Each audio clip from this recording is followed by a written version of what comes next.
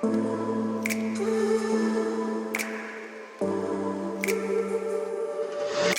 everyone and welcome back to another episode of the Cody Miller Show. This is the ultimate swimming related show where we talk about all things floating through the world of swimming.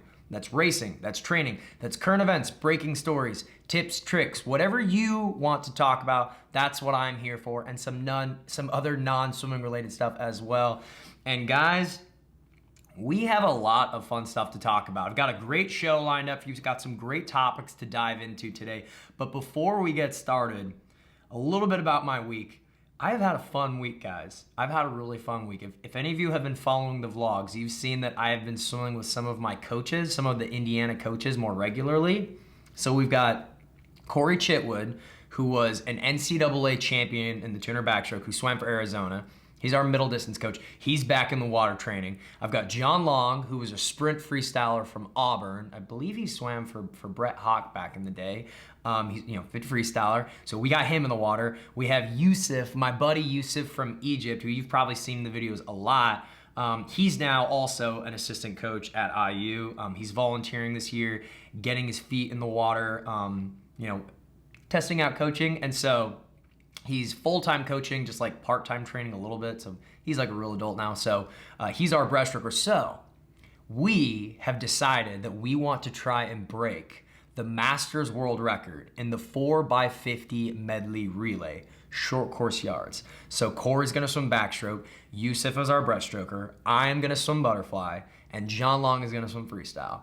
And we had our test, we did our first time trial this week, just 2 days ago. And it was pretty good. I'm not gonna divulge any times, but we weren't very far off. We're pretty sure with about 8 more weeks of like really training for these 50s, working on our fundamentals, getting those guys in a little better shape, and then obviously all of us shaving down, we think we can set that world record. So like that's like one of our big goals. So in the future, I'm gonna have like a really fun video about that. I'm like super psyched because it's really cool to see these older coaches, they're very young coaches, but these guys that have been out of competitive swimming themselves for over a decade, right? John and Corey are mid-30s now, so they themselves have been out of racing themselves for 10 years, and to see that fire back and to see them have something that they're excited about to like really train for, really get up and go for, in addition to like, being on deck and coaching their own athletes, it's been really fun. So Yusuf and I are having a blast with them. It's been tons of fun. I went on a 36-kilometer bike ride this morning. That was a lot of fun. So doing a lot of cool stuff. But anyways, guys, let's go ahead and get into this. You're here for these main topics. And how do I select the main topics of the show? It's easy. You create the topics. You, the audience, whenever you come across a topic or a subject that you want me to discuss on this show, just fire me an email to codymillershow@gmail.com. codymillershow@gmail.com, and you might possibly see your question answered here or topic show up as a main topic on my show. So with that out of the way, guys, let's go ahead and dive into topic number 1. And topic number 1, this is a big one today, comes to us from Brandon from Calgary. And Brandon writes, "Hey Cody, I love the show. I was wondering what your thoughts were on Adam Peaty currently. His recent injury led to a performance at the Commonwealth Games that wasn't as dominant as we're used to seeing.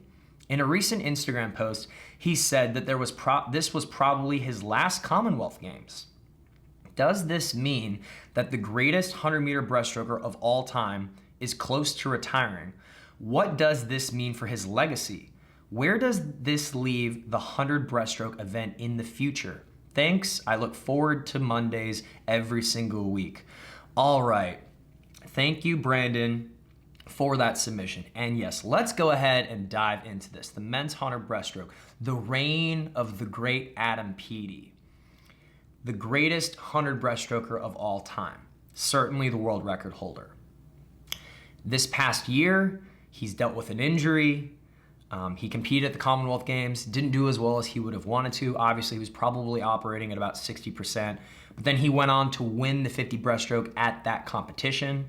And he put up an Instagram post fairly recently, and I'm gonna read you a small part of that Instagram Instagram post. It's kind of long. So right here, quote, "It took a whole lot of courage and balls to come back and fight for the 50 meter. I could have just easily let life pass me by and gone home.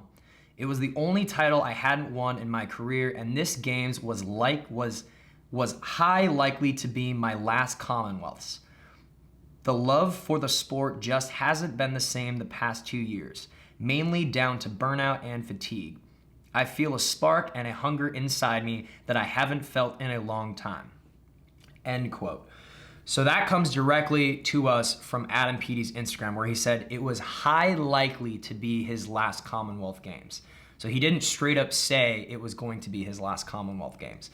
And for all of our international viewers, the Commonwealth Games, just like the Olympics, are held every 4 years. So the next Commonwealth Games wouldn't be held until 2026. That's quite a ways away. It's a safe bet. We know that Adam is going to compete in the next Olympics. We know that Adam is going to compete in the 2024 Paris Olympics.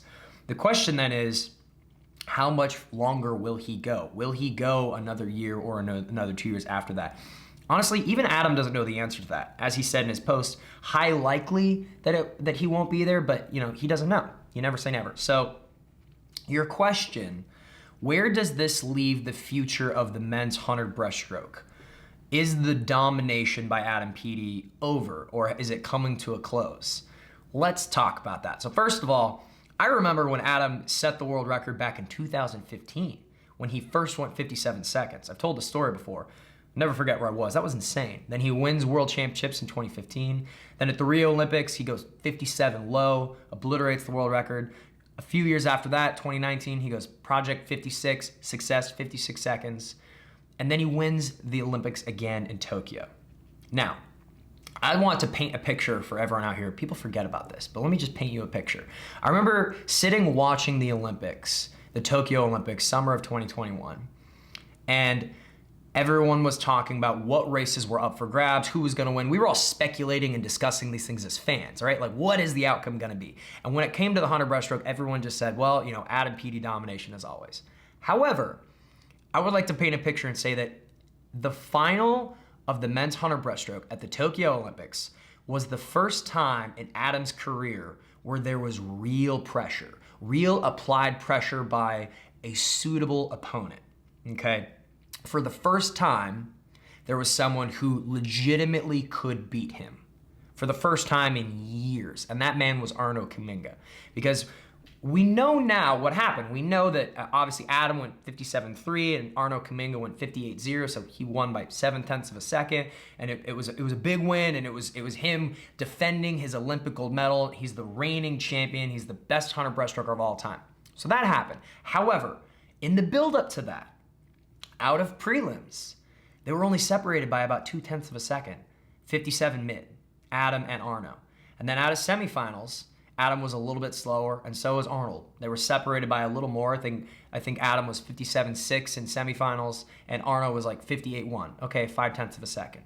But leading into the final of the men's 100 breaststroke at the Tokyo Olympics, there was a legitimate chance that Peaty could have been beat by Arno, because Arno had already been 57.8, second man ever to break the 58-second barrier.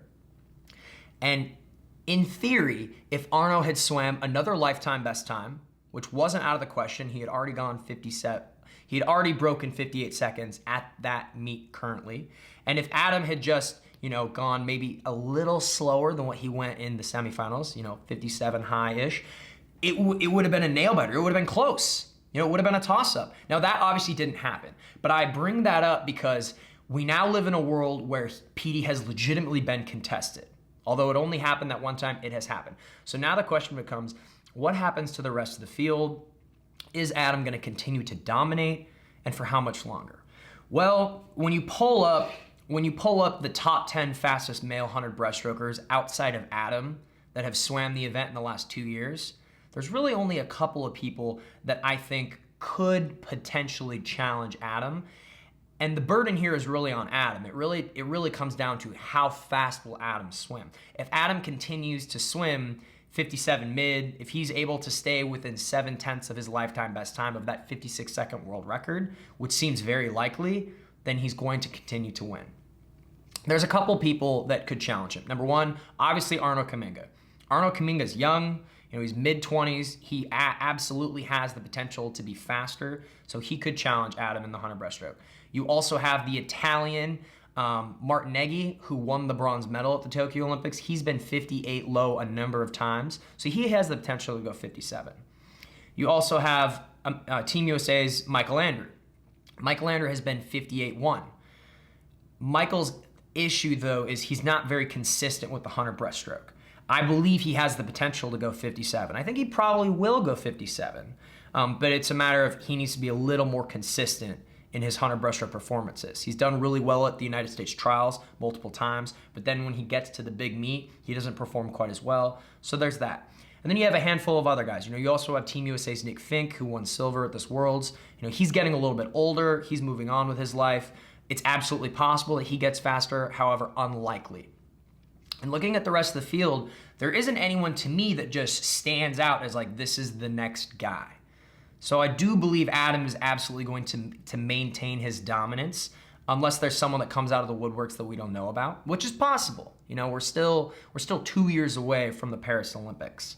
And Adam will be 29 years old at the Paris Olympics. He absolutely can be in the physical shape to still go 57 mid or faster and maintain that dominance. And right now, Adam is seen as the world's best male breaststroker. For sure. He's the world record holder. He obliterated the world record. He's so much farther ahead of the field. And now he's the back-to-back Olympic champion in the 100 breaststroke.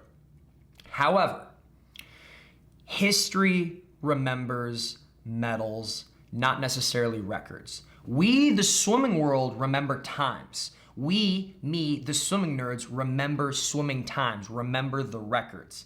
But 99% of people, the remainder of the world, they only remember the Olympic performances. They only remember the medals. So in terms of the overall history, where Adam will lie on the Mount Rushmore of swimmers will really come down to how well can he perform at the Paris Olympics, in my opinion, right? Because right now, Adam is the definitive best 100 breaststroker in the world who's ever lived. However, he's not necessarily the best breaststroker of all time. I believe that title still lies with Japan's Kosuke Kitajima. Kosuke Kitajima won the 100 breaststroke at 2 Olympicses. So what Adam has done has been done before. He won the Athens Olympic gold and he won the 2008 Beijing Olympic gold. He also held the world record. I believe he was the first man to ever go 58 seconds, to break the 59 barrier. In addition to that, he also won the 200. He won the 200 breaststroke at both of those Olympicses as well. So he dominated both distances. So I believe he currently is still the greatest breaststroker of all time, if we're having that conversation, right? Just my opinion, sure. However, if Adam goes to Paris and once again defends his Olympic gold and wins again, then he's in the conversation of the greatest breaststroker of all time. My opinion, right? This is all just opinions, semantics, sure, but it's fun to talk about. So the interesting thing is going to be, how good can Adam be at 29 years old at the Paris Olympics? And who in the field can challenge him? Can it be Arno again? Can it be one of those other guys I just listed? Is there somebody else that I haven't listed? Let me know in the comment section below what you all think. But the answer to the question, is Adam Peaty's domination of the event over? No, I don't think so. Absolutely not. I think he's going to keep killing it, and it's exciting to watch. I'm rooting for him because I want to see the greatest breaststroker in the world be the greatest breaststroker in the world. But on the other hand, I also love a good underdog story. Like, I love seeing Arno come up and, like I said, challenge someone. I also love that story as well. So it's fun as a fan to get behind, all kinds of stuff like that. But what do you all think? Please let me know in the comment section below. Is there something I'm missing? Is there something I'm forgetting?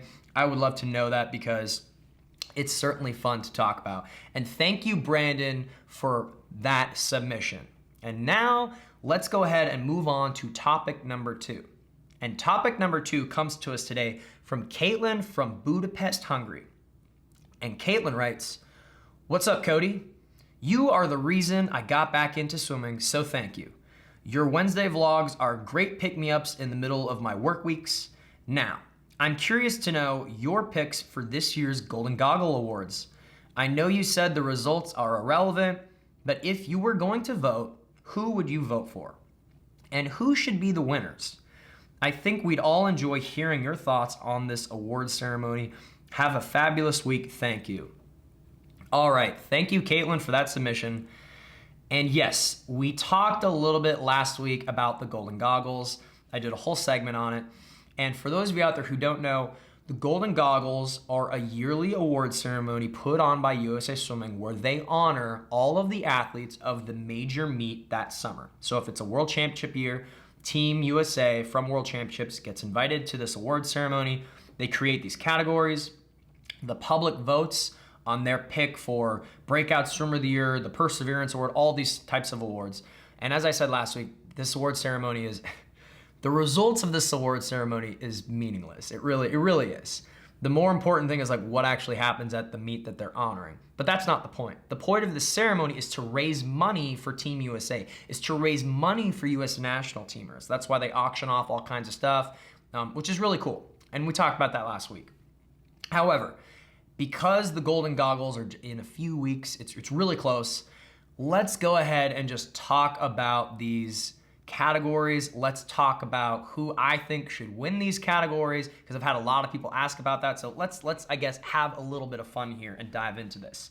The first category at the Golden Goggles Awards, and by the way, I think that these awards, they're just created by people at USA Swimming. They just throw these things together and then anyone can vote on these things, right? Like the public votes on them.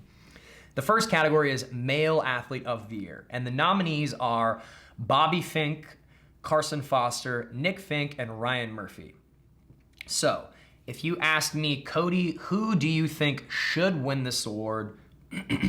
It's probably Bobby Fink, because he collectively had the most impressive performances, winning a gold medal, winning a silver medal, setting an American record in the 800 freestyle. That was really an impressive swim. However, if I was voting, which I am not voting, but if I was voting, I would probably vote for Ryan Murphy, simply because his 200 backstroke gold medal performance meant a lot to me. It was really special because, Ryan had this amazing breakout performance at the Rio Olympics where he won back-to-back gold medals in the 100 and the 200 backstroke. And then since that meet, he never won another major international gold on the world stage, at a world championships. He's won silvers, he's won bronze. So it was his first world championship gold. So just sentimentally, me being friends with Ryan, me knowing what that meant to him, I would vote for Ryan. But as far as Male Athlete of the Year, I think the general consensus is the most impressive of those performances is Bobby. Carson Foster had amazing performances, silver medal in the 400 IM, 406, incredible. However, he got second place, next to Leon Marchand of France, who nearly broke Michael Phelps' world record. So, that's a tough cookie when you're swimming next to that. And then you've got Nick Fink, who also won gold in the 50 breaststroke, a non-Olympic event, and then silver in the 100 breaststroke. He's having a great resurgence later in his career. Nick's my age. But I would vote for Ryan in that category. So the next category that we're going to talk about, I lost it, and here we go, is Breakout Performer of the Year. All right, so Breakout Performer of the Year. This category kind of comes down to what you determine breakout, because of these nominees that I will read to you, I think 4 out of the 5 of them are already Olympians. So you've got Carson Foster, Clara Curzan, Leah Hayes, Hunter Armstrong, and Tori Husk. Now, Leah Hayes is the only one of them that I believe is not an Olympian. So they already had their Olympic berth, their big moment. So kind of by default, the fact that Leah Hayes is so young, I think she's 15 or 16, and she's winning world championship medals. I believe she won a bronze medal. That is a big breakout, right? It was her breakout year. However, all these other athletes, if I was voting, I would probably vote for Hunter Armstrong, because he did break the world record in the 50 backstroke. But an argument could certainly be made for Tori Husk. Tori Husk swam, Lily told me this. She's like, she swam 17 events. Lily and I were talking about this the other day, and Lily's like, I would vote for Tori, because Tori swam 17 events, and she nearly broke the world record in the 100 butterfly this summer, winning the world championship gold medal. Obviously, Claire had a great meet. Obviously, Carson had a great meet. So that's your Breakout Performer of the Year, all right? And the next award is the Perseverance Award. The nominees are Leah Smith, who obviously swims the mile, the women's 800, the 400. You've got Lily King, and you've got Luca Orlando. Now, typically, this is a category that goes to someone who persevered, who like really overcame something. Like, for example, last year, this award went to Annie Laser because she lost her father months before Olympic trials. You know, he passed away. He was obviously very, very great close father to her, you know, really shepherded her swimming career. So that was like a no-brainer. This year, it's like, okay, you've got Lily nominated in there because she got COVID right before the World Championships. And if you're asking me who I would vote for, selfishly, I'd probably vote for Lily because I physically saw her get COVID and then miss 10 days of training right before she left for World Championships. So for her to get sick and then go to World Championships and win gold in the 200 breaststroke, which was an event she had never won before. Lily had never won the 200 breaststroke before at a major international competition. That was pretty cool. It was also super cool how Lily handled it. Once again, I'm super biased. Lily's like my sister. I love her. But when all this was happening, when Lily was really off, when she didn't even medal in the 100 breaststroke, right? She missed the podium. Everyone was asking her all these questions, and she just didn't even talk about it. There were no complaints. There was no, she wasn't trying to downplay her performances. She wasn't making excuses. She didn't say anything. And like, that's a baller move. Like, I respect that because most people would like want everyone to know why there's something wrong. You know what I mean? So that was kind of cool. You also have Leah Smith, who had a disappointing Olympic year, missing the Olympic team, and then coming back and having a great summer. So that's big. And then you've got Luca in there as well, who, you know, also missed making the Olympic team and is a guy that probably should have made the Olympic team. So that's the Perseverance Award. I'd vote for Lily, but you know, voting for Leah would be a cool vote too. And now we have Coach of the Year. And this is always a really hard category to choose because all of these coaches that are nominated, you could make a strong argument for why they should win. So there's really no wrong pick in this category. The nominees are Anthony Nesty, who coaches the Florida Gators, coaches Bobby Fink, coaches Katie Ledecky, coaches Caleb Dressel, Natalie Hines. You know, there's a list of them. You've got Eddie Reese, coaches at Texas, coaches Carson Foster. Obviously, Shane Cassis is killing it there. You've got Ron Aiken of the Sandpipers of Nevada, who has the most dominant age group program in America and is coaching Katie Grimes and a number of other stellar young swimmers. You've got Todd DeSorbo, who coaches at Virginia and I believe coached Alex Walsh to a gold medal. So selfishly, I would vote for Ron Aiken because he's my club coach. Like, Ron's my man. Also, you know, last year, this award went to Anthony Nesty, probably because he coached Caleb Dressel to 5 Olympic gold medals. Hard to argue against a coach winning for coaching the greatest swimmer at the Olympics. I get it. However, Ron Aiken was also nominated that year, and Ron coached 3 high schoolers to the United States Olympic team, and they all won medals. Right, he coached Erica Sullivan to a silver medal in the mile right next to Katie Ledecky. Bella Sims won a medal on the 4x200 freestyle relay. And Katie Grimes may not have won a medal, but this summer, Katie Grimes won medals. So, you know, he's clearly the best age group coach in the country. So selfishly, I would vote for him. But, you know, Todd is obviously an amazing coach, a cool dude. Eddie is probably the greatest coach of all time, still coaching amazing athletes. And then you've got Anthony Nesty doing his thing. So I would vote for Ron, but none of these are the wrong pick personally. So there you have it. That's Coach of the Year. The next award, Relay Performance of the Year. I'm not going to really spend a whole lot of time on this one, but I think the general consensus is the relay that I would vote for would be the women's 4x200 freestyle relay. You know, you had Claire Weinstein, Leah Smith, Katie Ledecky, and Bella Sims. That was really the only relay I remember watching World Championships being like, that was awesome. Like, it was so cool. You've got these really young girls with Katie Ledecky and Leah being, you know, the 2 veterans. So that was cool. I'm not even going to read the other nominees. That should win. We don't even need to dive into every single race. And then the last one is Female Race of the Year. Okay. You've got Alex Walsh for the 200 IM. You've got Katie Ledecky for the 800 free, Lily King for the 200 breast, Reagan Smith for the 100 back, and Tori Husk for the 100 butterfly. All right.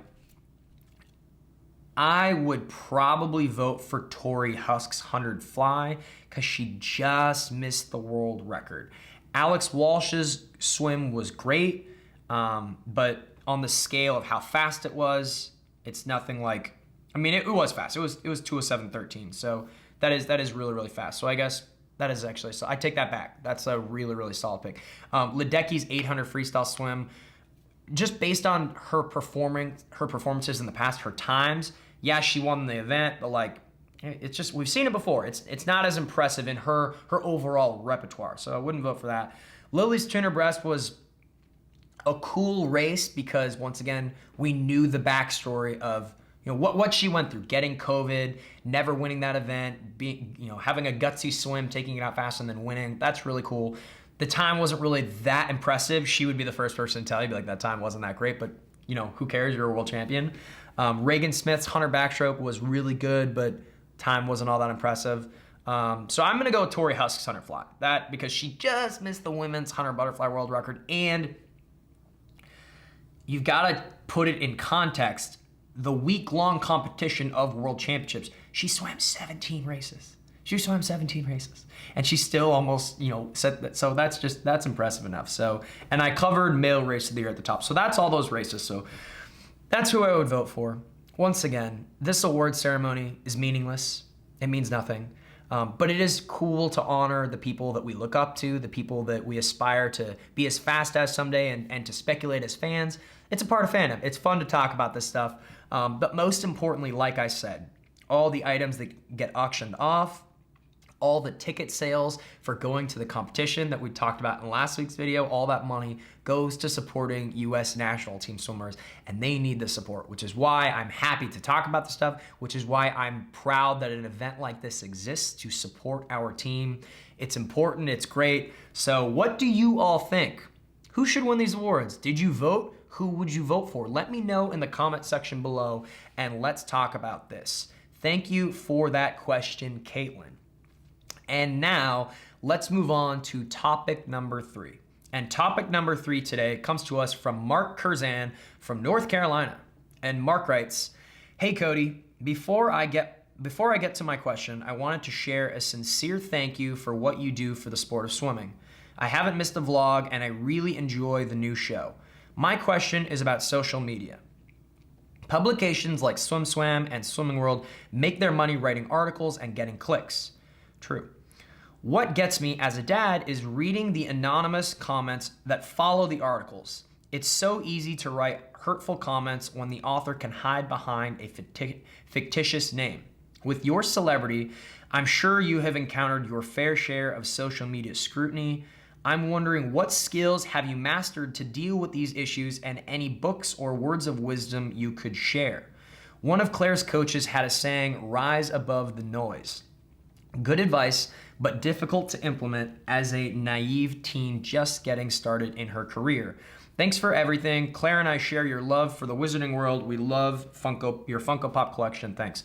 Whew, okay. Thank you for that submission, Mark. Really appreciate it. And thank you for the love of the Funko Pop game. I'm thinking about just throwing more up there and just going all out, but this is a great question. Social media scrutiny and dealing with people saying things to you and saying things about you. We live in a new world, right? And every single year it gets harder and harder and it's difficult. As far as books, one of my favorite books that talks about this kind of stuff is called The Coddling of the American Mind. I recommend everybody read that. It's a good one. I have dealt with a tremendous amount of scrutiny through my swimming career. A ridiculous amount of scrutiny because I had been disqualified a number of times at major international meets. Some justifiable disqualifications, some not so much at all. However, there's always, when you're in the spotlight, there's always people writing articles about you. There's always people giving their opinion about you. Like, that's just the nature of the beast. That's what real professional athletes deal with. I mean, imagine being an NBA player, getting paid all that money. Nice to make all that money, but along with that comes the spotlight and the scrutiny and the articles and the videos and the pundits talking about you all the time. And the advice that I give to all athletes is stay away from it. Like, if you're a swimmer and SwimSwam does an article leading up to a big competition where they're predicting the outcomes of races you're swimming in, don't read them. That is my honest advice. Don't read them, because nothing good can come from knowing that information. The only thing that should matter to you as an athlete are the opinions of people that you personally know, respect, and care about. Your coaches, your teammates, your training partners, your parents. That's it.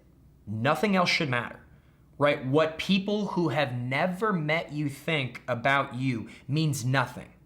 What people who what people who say, people who spend their time in the comment section saying things about other people are not successful people, right? Like Olympic champions, world championship medalists, people you see on TV, successful people don't spend time writing things about others, critiquing others, all that kind of stuff. They just don't. They're off doing things that matter, right? Like one of my favorite quotes is, lions don't care about the opinions of sheep.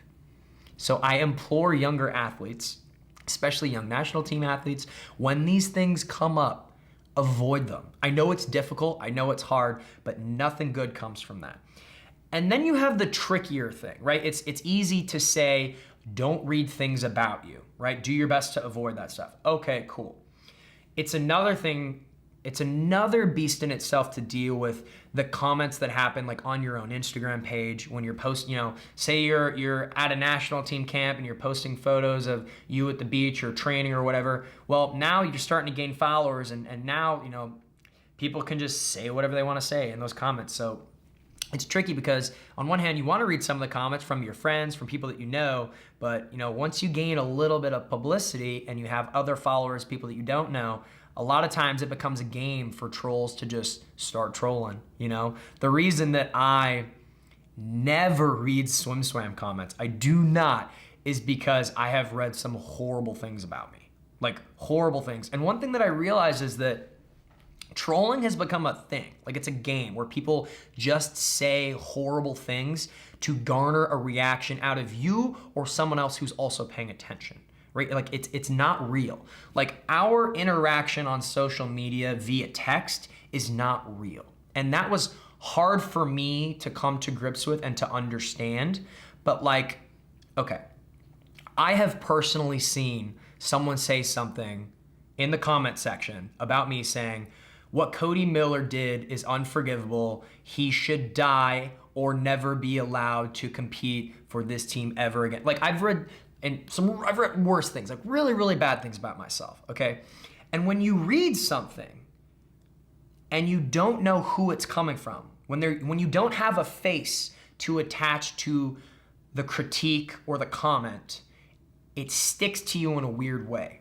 Because I don't think that humans are wired to communicate this way yet. Like this is something that is just now evolving. Like if you're walking down the street and some homeless person who clearly does not take care of themselves, who clearly is a little bit mentally ill, who clearly is living a very rough life, it's very sad. If that person yells at you and calls you a loser and says that you suck, like you're gonna see that person and just be like, like I feel sorry for that person. And it's not gonna mean anything because it's coming from a loser, right? When you read that same comment in the comment section of something, you don't get that context. And it's hard for our brains to process that. And I don't think that the volume of information that we consume on a regular basis through social media is something that humans have like properly adapted to yet. It's something that we should not be able to see what thousands of people think of ourselves through a feed. All of these thoughts, all of these critiques, all of these criticisms about something you did, something you're going to do, a prediction, whatever. Like imagine being someone like a Michael Phelps, or imagine being someone like a Tom Brady, where you've got millions of people saying things about you online, and you could, if you wanted to, just sift through and look at all those things. Like that will warp your brain and mess you up. That's why those people avoid those things. That's why I tell people to avoid those things. But it's difficult. It's super, super difficult. I always tell young athletes to pay attention to your screen time on your phone. Pay attention to how much time you're spending on social media apps. Like, as someone who uses social media as like a platform, as someone who uses YouTube as a lifestyle, I myself monitor, the amount of mindless sifting, try to eliminate that. But more importantly, when it comes to things that will directly affect you, like the opinions of others, stay away from that stuff. Just stay away from it. And you're gonna make mistakes, you're gonna wanna know, but like Swimming World and SwimSwam writing clicky titles and writing predictions of competitions, like that's a part of fandom. Like that stuff is important. So like we as fans and as spectators need that stuff to engage with the sport and need that stuff to enhance our love, our understanding, and our enjoyment out of the sports, out of the competitions that we're watching, be it the Olympic Games, World Championships, potentially ISL, or even something like NCAA swimming. Like we need that discourse. It's just keeping it civilized and monitoring it, and as an athlete, understanding what it is. That's the most important thing. Like as an athlete, you have to understand what this is and understand that what you could read 90 positive comments, and then you see that one negative comment. And for whatever reason, that one negative comment sticks in your brain. And all those other positive comments just kind of wash over you and they kind of dissipate. And I think that just, once again, has something to do with how we're wired as people. Like we're wired to care about what our peers think because it's valuable to understand why people in our inner circles think something about us.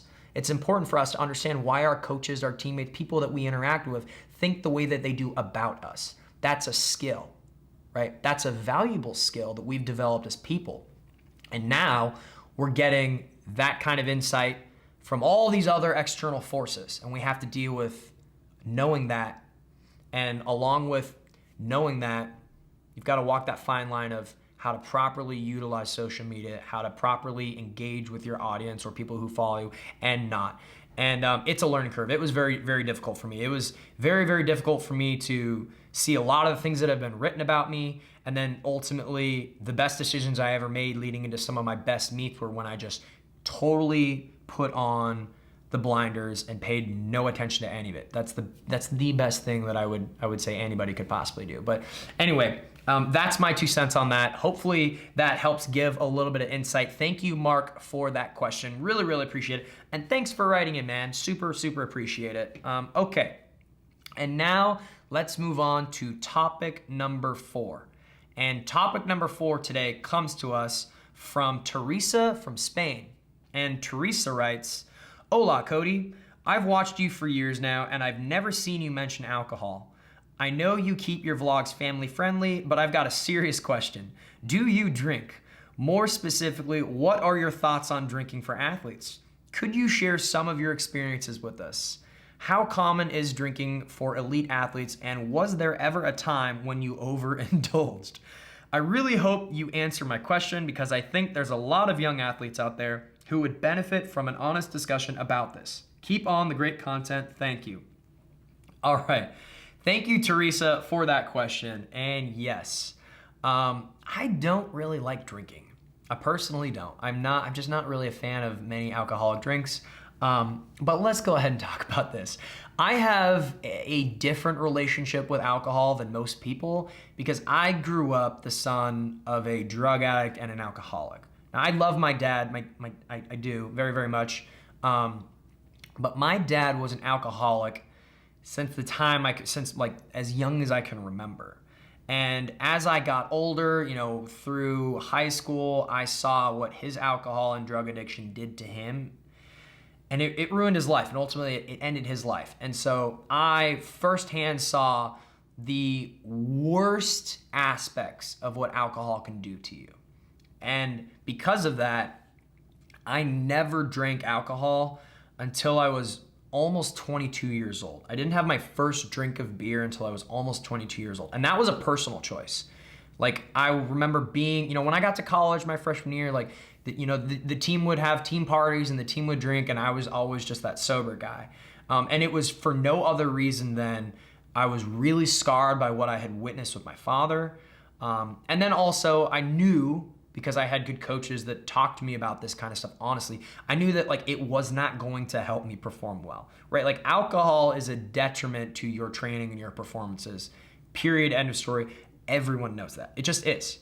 Like overindulging in something like that will not help you perform well, period. But as far as elite level athletes, yeah, pretty much everybody does it. That's just the reality. You know, all college teams around the country in the NCAA, they all drink. They all of them do. All of them do. Some more than others, some a lot more than others, but they all do. And most of them at some point in the season implement a dry season where they all make a pact, okay, like we're gonna really cut out on the drinking because, you know, fortunately or unfortunately, it's really a part of the American college system that is obviously deeply ingrained in athletics as well. But yeah, like I said, I didn't really drink at all until my senior year of college. Like, so context, my freshman, sophomore, junior year of college, I got better every single year swimming in the pool. Like I improved every single year. I went best times every single year. My junior year was my best year. And at the end of my junior year, my girlfriend at the time and I broke up. I dated her for about 2.5 years. So I had a steady relationship. And then all of a sudden my senior year came and I was now of legal drinking age, although to most college kids, like what age you drink at, you know, is irrelevant. But I was now of a legal drinking age and I felt like I had kind of missed out on the experience of college. I had missed out on the experience of going to parties and now I could actually go to the bars and all this. And so I started going out, started drinking more regularly, pretty much the majority of that year. I started making decisions that I had avoided those previous years. I would just stay out late. And a big part of that was because I no longer had a steady girlfriend. And so I was trying to meet girls. And I felt like I was trying to make up for these social, for all the social events that I'd kind of missed out on because I was so laser focused on swimming. And obviously my senior year did not go great. It did not go best times. Didn't go best times. And then obviously like my goal was to finally win an NCAA individual title because I had gotten third place the year before, my junior year, and I was always top 8. And my senior year, nope, didn't happen. It was the first year that I didn't go best times. And it was definitely because I was staying up late, I was drinking, I was going out, and it directly affected my performance in the pool, like without a doubt. And so that was in 2014. And then when I finished that college year, I basically sat down with my coaches and I told them I was unhappy with how I did and I wanted to keep swimming because we're 2 years out from Olympic trials, but I don't know how this is gonna go. And they said, listen, like if you're gonna keep swimming as a post-grad, as a professional, you have to conduct yourself as a professional. So I basically I needed to cut that stuff out. And then I did, and then, my progress improved. But, an honest discussion about alcohol is important because I feel like a lot of people just don't have it, but you just have to know that like if you stay out late drinking, like you are not going to train as well. Like it will, and it accumulates over time, right? Even if it's 10% or 20%, it will affect your recovery. It just does. And I hate that feeling. I hate the feeling of being hungover. I rarely drink. Like really rarely. I don't really enjoy it. I also just don't even like how like 1 or 2 drinks makes me feel, like super, super rare. But anyways, just know if you're a young athlete, just be aware of it, right? Just be smart, make smart decisions, be aware of it. But yeah, obviously I would never like talk about drinking in my vlogs because like why would I? Like it's just kind of dumb. But that's the honest answer. I'm a person just like everybody else, and most of the other high level, national team level athletes that you look at, other Olympians that you look at, they're all people too. Okay. So hope that answers your question. And thank you so much for that submission, Teresa. And now let's move on to topic number 5. And topic number 5 today comes to us from Carlson from Texas. And Carlson writes, "Hey Cody, I love the show so far. I was wondering, do you think that swimming hardware is close to a limit where in the coming years the swimwear technology, trunks, caps, goggles, will improve by less than 1%? I also haven't really seen any new, innovative, or exciting training tools, resistance training, flippers, boards, come out recently." If swimming hardware does not advance and people continue to train the same with similar equipment, do you think the sport will start to stagnate? Would love to hear your thoughts. Congrats on the show. It's amazing. Would you ever consider releasing it on apps like Spotify to listen to on the go? I'm sure many of your fans, including me, would love that. Cheers. All right. Thank you for that submission, Carlson. And yeah, I eventually will be releasing the audio form of this show on other platforms soon. That will happen. But your question is interesting.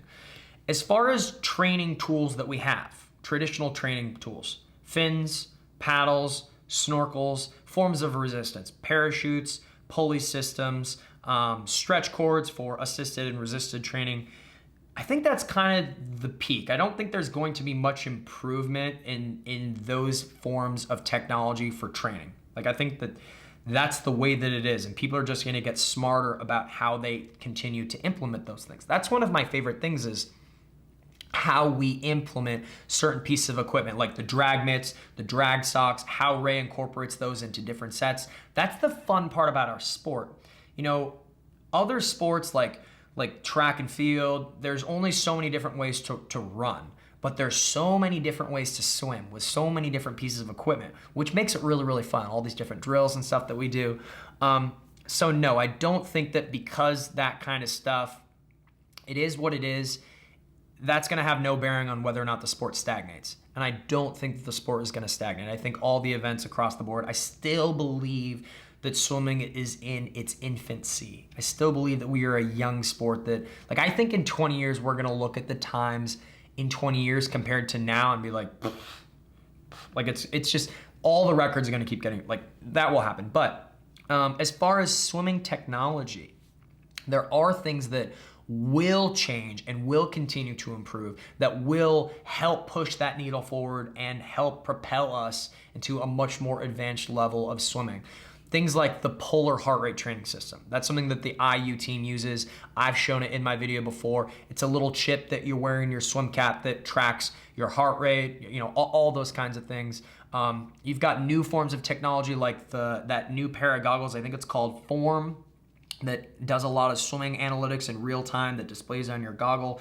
I've heard people say that that's really cool, although I've never tried it. You've got the Flex Edge, which is a company that I've worked with in the past. My club team, the Sandpipers of Nevada, uses the Flex Edge regularly, and that's a cool thing that clips onto your goggles and does a lot of real-time tracking of your stroke analytics as you're swimming to help, you know, your coach understand where you are in training, where during the workout is your heart rate, how quickly do you recover, how quickly does it drop off, all that kind of stuff. So those things are going to keep getting better. And having access to all of that data as we're training is going to propel swimming in the right direction. And then there's the other area of performance gear, like racing suits, that will keep getting better. Caps, goggles, I mean, like, you can't really get much better than what we've got, right? Like the goggles that I wear, like the Speedo Hyper Elite goggles, as far as like speed and efficiency and all that, like, I think we've kind of reached, it is what it is. Like, it's not really getting better, it's just gonna get a little different. It's just gonna get cooler, maybe fit a little better. You know, you've got that Magic 5 goggle company that makes like custom goggles, like, you know, that kind of stuff, like, that's cool. But as far as like the racing suits, we do live in a world now where those will continue to get better, and there's already custom suits. You just don't know about it. Like, I'm not gonna name names, and I'm not going to mention what companies do this. However, I personally know that a lot of the Olympians that you watch race on TV and set world records are wearing custom fitted suits, right? They're wearing, you know, pick a racing suit of choice. That suit is custom fit to them. You know, like for a women's suit, for example, if a woman is a size 28 suit, maybe that Olympic female has part of a 28 up top, but the legs are actually a size 24, and so they actually custom make this to fit their bodies a little bit better. They never talk about that, but that does happen. I know that it has happened. I've seen it happen. I've seen pieces of, I'm not gonna get into that, but I believe that the future is moving towards that entirely, like custom fitting suits entirely for your body, because, you know, we now live in a world where, for example, that Magic 5 goggle company can scan your face, right? Like with an app, you download it on your phone and you do a bunch of this and it uses the camera and it scans your whole face. And then all of a sudden now they've got a mold of your face digitally and they can create a pair of goggles that perfectly fits your face. That's super cool, okay?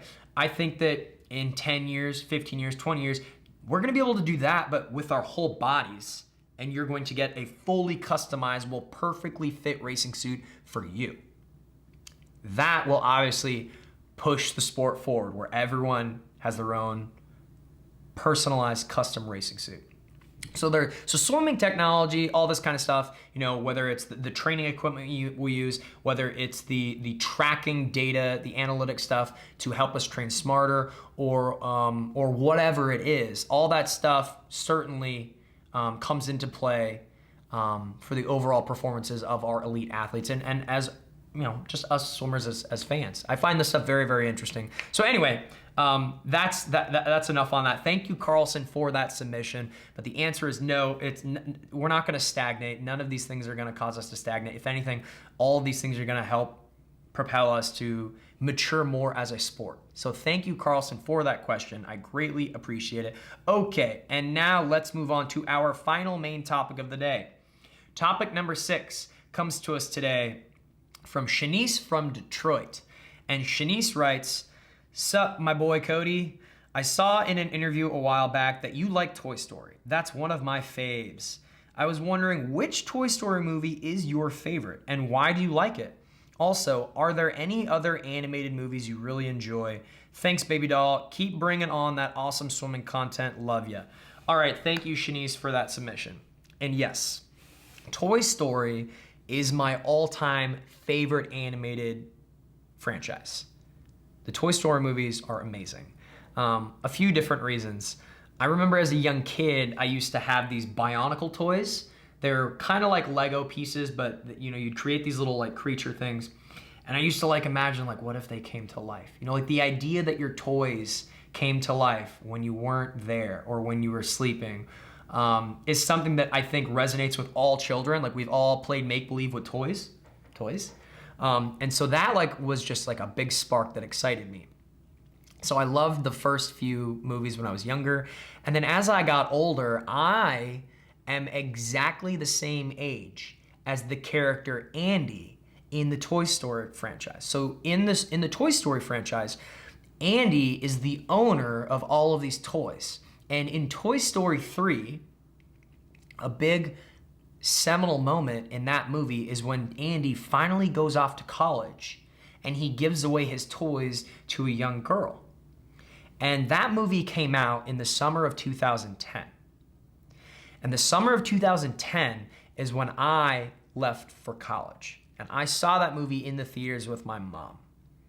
And it was emotional. It was so emotional. Like I cried in the theater because the things that Andy was experiencing, you know, going off to college, this big life shift, moving away from things that you felt comfortable with, but it was time to grow up and move on from certain things. Those are all things that I was legitimately dealing with right then and there. And it's such a beautiful movie. Like they're so heartfelt, they're so touching. The characters are so fully realized, right? Like they're these toys. They're these toys, but they're fully fleshed individuals that you really care about, and they've got these wacky, fun, different personalities, and the toys really do come to life. You really do fall in love with them.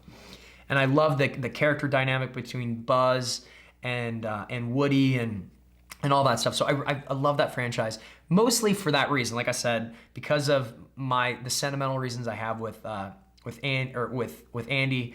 Now, which one of them is my favorite? I will tell you that when I saw that they were making Toy Story 4, I was like, why? Like, why would you? Because Toy Story 1 was so good. Toy Story 2 was even better. And then Toy Story 3 was probably the greatest animated movie I'd ever seen. Like, I thought at that point, Toy Story 3 was my favorite. It was so good. And it was such a great way to wrap up the franchise, like tie a little bow on it. And I saw, man, they're making Toy Story 4. Why? And then I saw the movie. And I saw it again with my mom, you know, years later. And man, that was a good movie.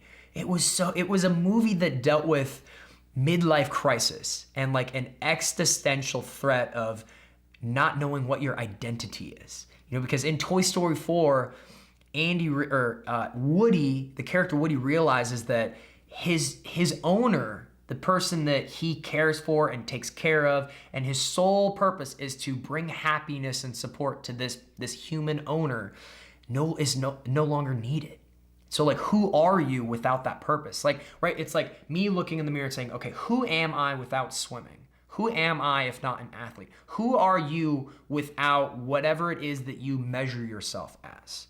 That serious fundamental question of what is my purpose? And that's such a deep, deep question to be posed by this wonderful animated children's movie. You know what I mean?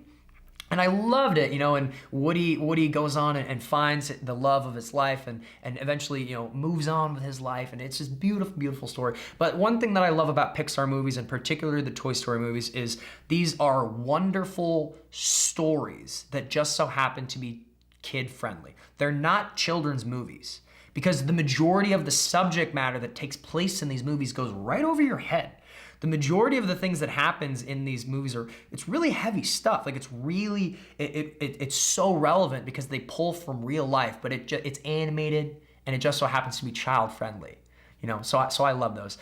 Other animated movies that I love, off the top of my head, I love the Captain Underpants TV show on Netflix. Captain Underpants was my favorite book series as like a really, really young kid. And man, the Captain Underpants movie that came out a few years ago with Kevin Hart is awesome. If you haven't seen it, it's incredible. And the animated show on Netflix is great. So anyway, that's enough on that. Thank you so much for that question, Shanice. Hopefully that answers your question. I love talking about this kind of stuff. I appreciate it. And so that will do it. That's a wrap on today's show, everyone. I hope that you enjoyed sitting down, drinking a little coffee or whatever your beverage of choice is, and just listen to me talk about swimming and some other fun stuff. I enjoy doing this. Once again, if you would like to get a question answered on this show, it's easy. Just fire me an email to the CodyMillerShow@gmail.com or CodyMillerShow@gmail.com, and then you might just possibly get your question answered here on my show, which would be pretty cool. As always, we do have merch on the merch store. The Cody Miller Show logo is there. Please follow me online, hit that subscribe button, share my videos with your friends. That really, really helps me. I appreciate it. If you'd like a personalized video from me to you or someone you know for any reason whatsoever, I am on Cameo, and I think that'll do it. Enjoy the rest of your week. Happy Monday, everybody. Take care, and until my next video, I will see you all later.